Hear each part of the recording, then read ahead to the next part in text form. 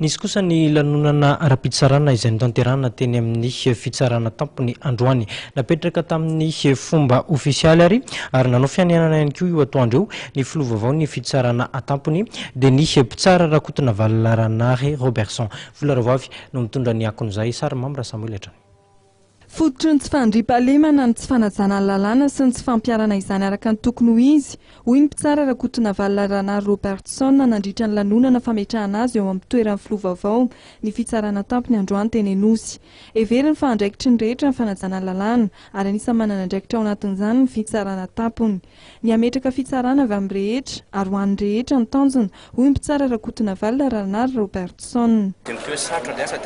Tsy afaka misalatsaraka fa tsy maintsy fanampy fanakalotra ikefa fanakalo fahaiza mampalalana dia miara-miasa tsanganavaka mihitsy zay aloha ny voalohany.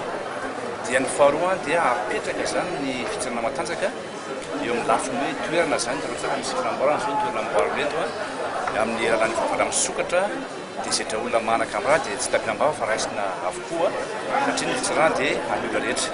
Ny fanampy zany ny tsara sy ny tsotra tany filamina ny vahoaka manontolo dia tsy maintsy fanampy fa tsy misy tsony hoe ny fitsarana dia ampitsara ihany fa ny rehetra ny fitsarana zay aloha ny voalohany. Dia ny faharotona zava-dehibe zany dia hoe ady amin'ny tsy famarinana rehetra konkoly rehefa mety eritreriteri rehefa mety endrika hoe tsirariny dia mety amin'izany antsika zany ady ny fahaizany avantsirana mihitsy sady lan'izany tsy zany no tsy mahampandroso ny firenena.